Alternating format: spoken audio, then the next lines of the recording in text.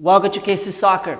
Today, we're going to take things to the next level. So I have here with me, Jackie. She's an old-time friend. She played for the national teams of the Philippines and she played the 2023 World Cup.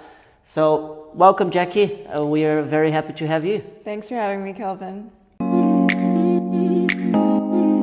I play multiple sports in Canada. So I would like to know, what are the difficulties and how hard was to juggle a lot of multiple sports during your early ages? And what are the benefits that being a multi-sport athlete bring to you now that you're playing at such a high level sport, which is soccer? Yeah, I grew up dancing, played soccer, and then I also played basketball and volleyball through the school programs, and I did that throughout all my schooling years. In terms of difficulty, I think, yeah, of course, it was a lot of juggling from a parental perspective, a lot of driving. But I think at the end of the day, I really enjoyed being involved in multiple sports, not just from a physical aspect, but also from a social aspect. I think if you're really wanting to be a professional athlete, I think it's so important to develop those skills and capabilities through multiple sports. And I think those really set the foundational building blocks for your career. And I highly recommend being involved in as much as you can. And what are the things that bring to soccer, all of those benefits that be a multiple sport athlete bring to your career? Yeah, in different sports, you develop lots of different skills. I'll use dance specifically as an example because I felt like that was just the best form of activity for my soccer. And I feel like teammates that know me really well can see my dance in the sport, the way I run. I never put my heels on the ground. Oh, yeah. The way I cut with the ball, I kind of do like a weird like flailing thing with my arms that kind of mimics dance movements. You get really intense core training through dance, jumping skills, balance, flexibility is a huge one, and mobility. And I think all those aspects they complement football really, really well. Nice. Yeah, I agree. After representing Canada in the World Cup, playing for the U20 team, so you make that transition to play for the national team of the Philippines and represent your mom's heritage. Why did you decide to do that, and how was that transition for you? Yeah, I think, of course, because I was born in Canada and my mom had put me in soccer at a young age and kept me in soccer, kept investing in me, I just naturally went through the steps and went through the pathway that Canada had presented at the time. So did community, eventually made my way to high performance youth, played for Metro Ford, then eventually became a full-time Vancouver Whitecaps player. Then of course got recruited to college, played out my university career, and then throughout university was recruited within the national team system. So you could see it was just the flow of what the pathway was. I think if the Canadian national team kept calling me up, I would, I think, naturally just keep going. I never said no to any opportunity when I was younger. But to be completely honest with you, when I was in that capacity with the national team, I don't know if it ever felt right. I think I was super honored to be a part of it and to get that experience. But I don't know if that was what I was meant to do. Mm-hmm. Then in 2017, the Philippines reached out to me. That was their initial reaching out. And at the time I was in Japan playing out my first professional contract. And during that time, I didn't go ahead with that call up, but it was in the back of my mind. And I just focused on my professional career at that point. But then later again in 2022, they had reached out. And yeah, it just felt right, I guess. I just went with my gut. And I knew it was going to mean a lot to my mother. I knew it was going to mean a lot to my family. And I think when I finally said, yeah, I'm gonna switch over, I just listened to my gut and followed my instincts in that moment. And once I got into that environment and built better relationships with the girls there in that program, and then got the opportunity to cap with the Philippines and sing the national anthem, everything just felt like that was the way it meant to play out. I was meant to play for the Philippines. Yeah, and I think you mentioned something that's very important, that dealing with young players, I see a lot, you mentioned, I never said no for any opportunity, right? So sometimes kids are practicing, training, and then they keep asking, hey, is that over? Like I see like practices, it's like, you gotta want to be there as much as you can and then enjoy every single opportunity you can, touching the ball as much as you can. I feel that we're started like missing that like passion for the sport and the eager to strive for excellence. Yeah, I completely agree with you. And I don't know if it's like a generational thing, because when I was younger, I never, ever missed training session. Oh yeah.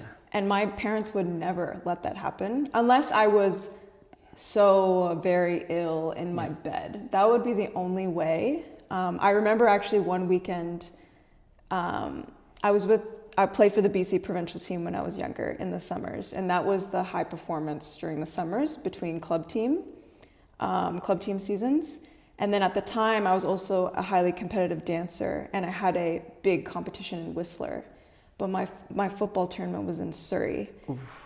And my mother, I kid you not, I would play a game, and she would drive me to Whistler to compete. I would get changed in the car. I learned at a very young age how to do stage makeup and my ballet bun. So I'm in the car doing my bun. I'm putting on my tights in the car, getting changed, getting ready, and then I would go and compete. And she did this for 3 days straight. We went back and forth from Surrey and Whistler, slept at home in Coquitlam. And that was just the commitment that we had as a family and as a kid. And I think when you're a kid, you don't really understand. Yeah. Of course. I don't think I did, but I was happy to be a part of both, and I wanted to go to both. And I think now when you look back on it, like when your parents are investing in your training, they're investing their time, they're investing gas money, they're giving up their weekends. It's like, if you don't go to training, you're just throwing money away. You really are. So that's something you realize when you're older, but I'm so glad that my parents just, no, they were strict when it came to, if we're paying for it, you're going. With this conversation, we could go for hours here. So there's so much to talk about it. It was very exciting for me, like to see you on TV playing the World Cup. Like I was like, oh! I told my wife, hey, that's Jackie. So I did. So for me, like, it was very, very exciting. Now I'd like you to talk more about how was the experience of playing. That's the biggest stage. Is 0.0001% of the population, the whole planet, have that opportunity, and you had that. So tell us, like, how was it? Yeah, I think I got like a small taste of it at the Under-20 World Cup. So that also was quite big for me at the time. And then, gosh, that was in 2012. So then to be back on the big stage, but at a senior World Cup, like, you know, the big dance, 11 years later, I never thought in a million years that was going to be something I could put on my resume and that I was going to be a part of it. And the build up to that moment, everything just happened so quickly. Like, I was with you working at Toka. You kept asking me, when are you getting married? When are you getting married? Yeah, that's right. You know, we were working full time. I wasn't playing anymore. I didn't think about playing professionally anymore. So when the Philippines approached me and I wasn't in that club environment, it just came, it was so surprising, so shocking.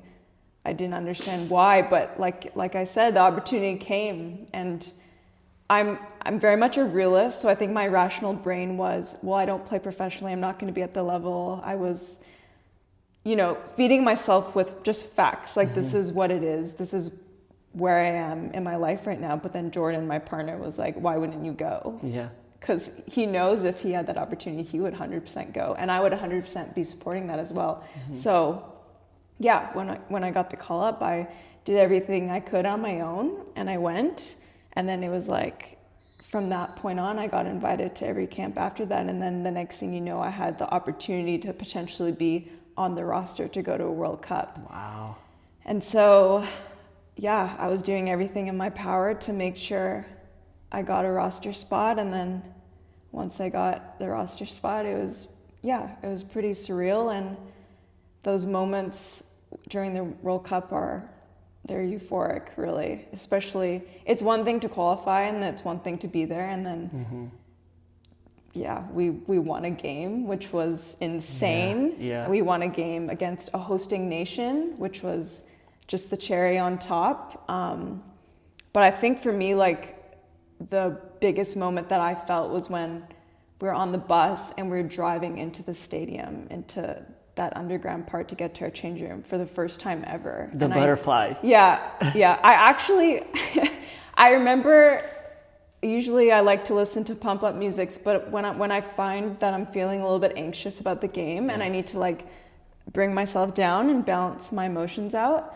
I listen to very like soft acoustic style music to just like bring my mentality back to reality and just remember, even though the magnitude of this is feeling pretty extreme, like I'm going out there to play football.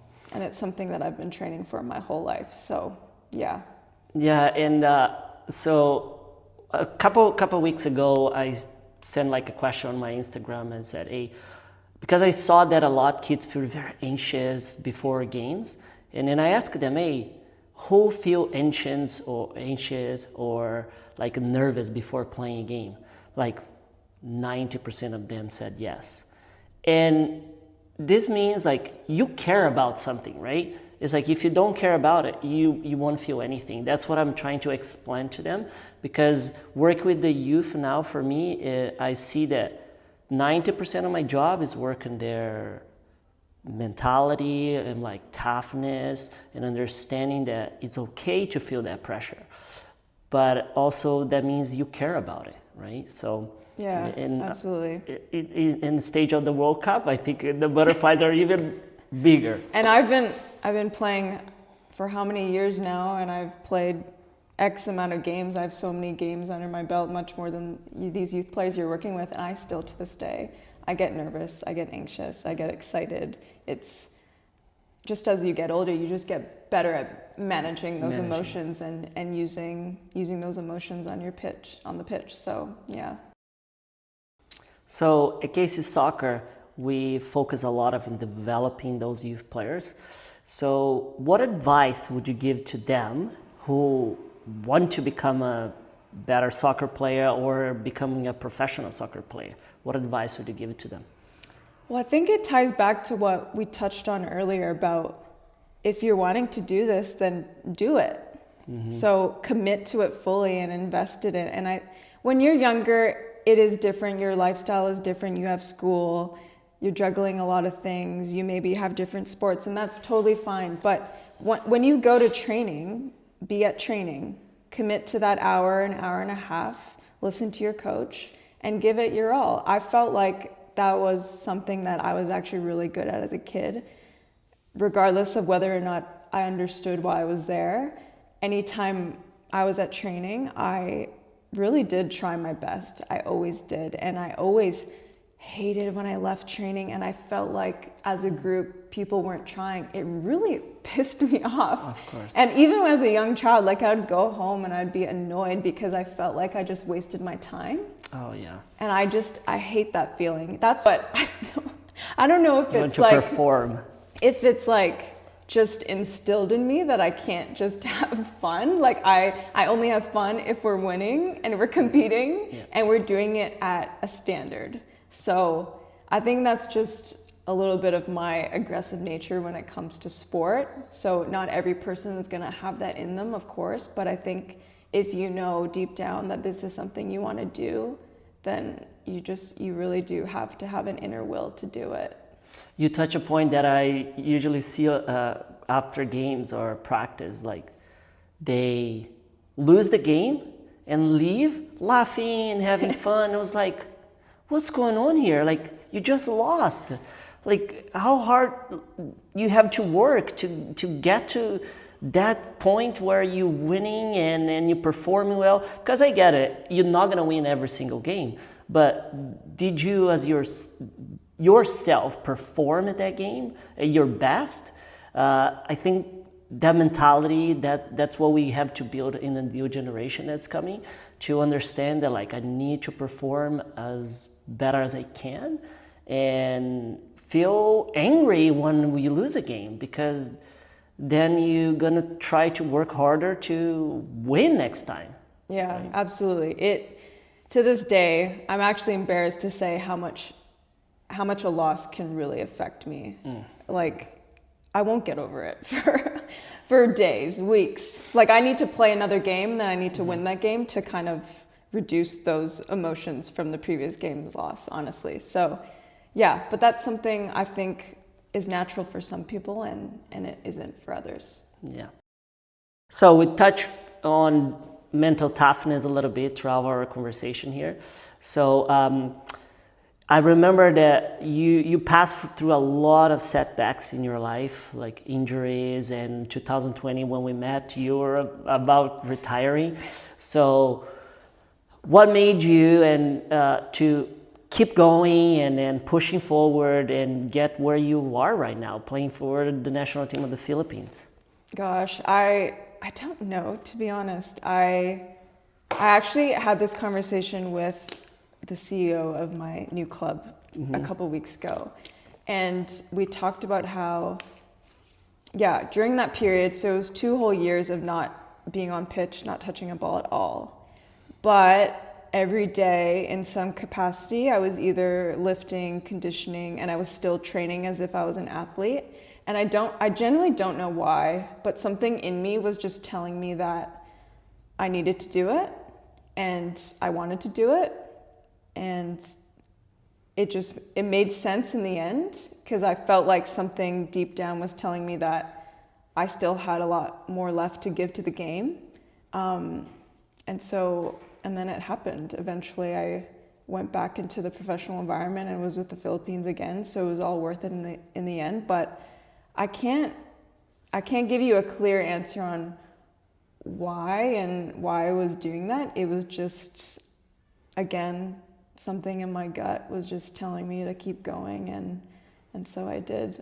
So you were pretty much like ready, like you kept training, and then you're like, I don't know what's coming, but the opportunity comes, and then you gotta be ready, right? Yeah, I knew that in terms of like speed of play, like the actual standard of my football on the pitch, I knew that wasn't going to be as ready as I'd like it to be, because I wasn't playing professionally. It was impossible.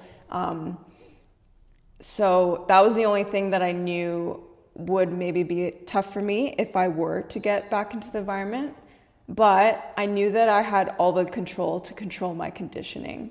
So I did. I just made sure if I just go and fit, I'm going to trust my ability to get that muscle memory back, to get my touch back, my passing back, my speed of play back. I just need a little bit of time with that. But in terms of fitness, that's something that I can control right now, and I can control that every day. So yeah, that's what I just trusted myself with regards to that. And yeah, it worked out in my favor, I guess. See, guys, it's all here. You gotta be strong mentally. So women's soccer, it's growing and growing a lot now across the globe, and you represent that. So when you moved to Australia, you were the captain of your team, and you lead them to the final. So I'd like to know more about you, about the leadership, what the leadership means to you, and how do you take as much as you can from your teammates? Yeah, I think leadership can mean multiple things depending on perspective, and I think regardless of who's wearing the band on that day and who wears it throughout the season, or who has that title associated with them, I think there's multiple leaders on your team, and everyone's got their own unique way of showing showing what they've got. For me, I've always been a firm believer in leading by example. I hate talking for the sake of talking, so you won't see much of that. It helps when I have a co-partner that can be a little bit more verbal than myself. But yeah, for me, it's all about leading by example. My teammates know that I'm extremely hardworking. They know that I have their back, and they know that I'm gonna do what I say, what I'm gonna do. And I think that's always been important for me, and that's something that I would want to see as a leader if I was looking up to a captain. Yeah, you mentioned something that's very important by leading by example. Remember when my dad once said I was playing and then my team was losing, and then my head went down, whole team were down, and my dad was like, why did you do that? It's like, because if you're the captain, if you put your head down and you give up, everyone will give up too. And since that day on, I was like, no matter if we're losing or we're winning, we're gonna keep talking, we're gonna keep pushing. And I tell my players, like, be more vocal, communicate more. The sport needs more leaders now than ever, I feel. And I don't see that in the new generation that I work with. And being that leader, I think it's very important on the pitch for these guys. Yeah, I think that's one of the hardest aspects of being a leader is emotional control. And when I was at the University of Victoria, I also captained that team when I was in my senior year. And I wasn't as good as it when I was younger. I would get frustrated, I would yell, and I would, say things that maybe wasn't as helpful. But throughout my time and with more experience under my belt, I've really learned how to control those emotions. And it's not easy. If you're the leader of the team, you're most likely the most frustrated when you're losing. It's very difficult to kind of hide that and to stay motivated within. But it's like you said, it really does affect the people around you. And as the leader, it's not about what you feel, it's about putting your teammates ahead of you and ensuring that what you're showing is in the best interest of the team. So if you keep that in mind, then it really does help you control those emotions. Now we go into the segment what we call fireball question. So we're gonna ask Jackie a question and she has to reply without thinking too much. Favorite goal you ever scored? Under 20 World Cup versus Argentina. Oh, Argentina, wow. Best player you ever faced? Erin Cuthbert, Chelsea, Scotland. Oh, yeah, she's good. So, $1 million questions. Who's better, Messi or Ronaldo? Oh, no! Don't ask me. People are gonna hate. I think, throughout my youth, I enjoyed watching Messi. Okay. That's all I'm gonna say. There you go. So she's Nikki. For the past few weeks, I asked you folks to ask Jackie some questions, and we're gonna ask her right now, and I hope her advice can help you. Which country did you enjoy playing more, and why? Oh gosh, that's a tough one because Japan, Australia, and Sweden are the three countries that I've played in outside of Canada. And culturally, they're all so different. Style of play, so different. I think if we're talking about football specifically, Japan was so unbelievably technical that I think I grew the most within that country. And the standard of training every day was still to this day, I think, one of the best that I've been a part of. But in terms of lifestyle, the club, that kind of one club mentality, and my contribution with the team, I'd say Australia, my most recent experience, was probably the most enjoyable. I just loved the group of girls that I played with. The club, I think, was in a good direction. It was a pretty new club still. And I think the combination of both off-field and on the field was a good experience. Yeah, see, I told you when I came from Australia, I said if you go there, you're gonna get in love. You did say that, I remember. Uh, so that's a very important question that I want to ask that came from Instagram was how important is the fitness exercises to a pro soccer player? Because that's something that I focus a lot with the youth, and some of them don't understand the importance right now, especially when they are growing, like what the bones, the muscles, what the effects that this is going to come in the future. So I would like you to talk a little bit more about it. Yeah, you can't avoid it. It's even from professional club level to international level, even that difference in speed of play, physicality, you're playing the best of the best at that level. It's a big difference. So if you don't have that ability to play at a certain intensity for a certain amount of time, you're just not going to be able to show off your skills and what you're able to do on the ball. It's just not possible because I'm telling you, the speed of play is a huge difference. Oh, yeah. So it was like I touched on earlier before I went into my first camp with the Philippines. All I did was focus on my conditioning and just ensure that I was able to handle the load, that my body was able to handle that kind of impact that I was about to endure during a training camp, and allow, the skills that I've been working on throughout my whole life just kind of naturally come into place.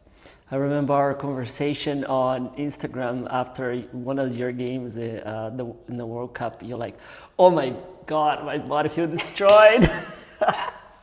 Yeah, if it was after the first game, I covered a lot of ground that game because, well, we didn't have the ball much either. And that's another thing too.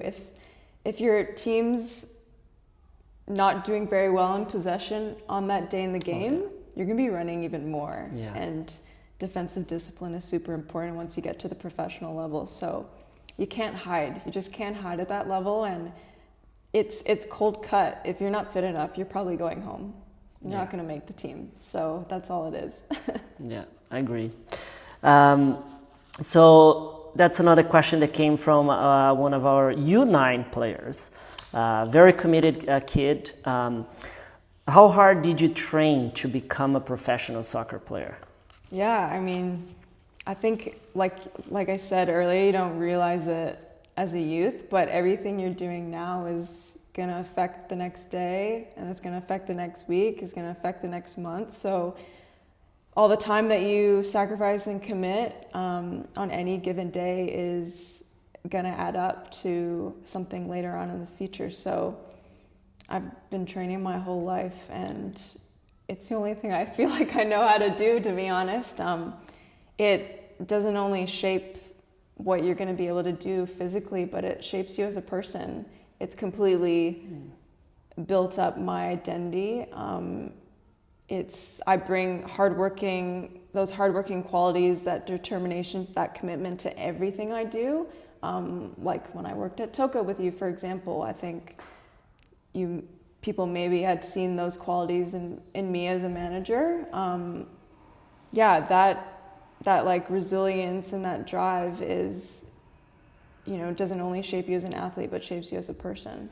Yeah, because that's what I tell them. It's not just the commitment that you put into it, but that it's gonna bring later on. If you don't make to be a pro, so you're gonna be on time because you know that you have to be on time on the field. Exactly. Like you're gonna work hard because you know that it will pay off. So those qualities come with the sport for sure. Absolutely. It's understanding standards, and you bring it to your life, to your daily living, and yeah, it's important. I think sport is such a unique thing in that way to teach you everyday skills.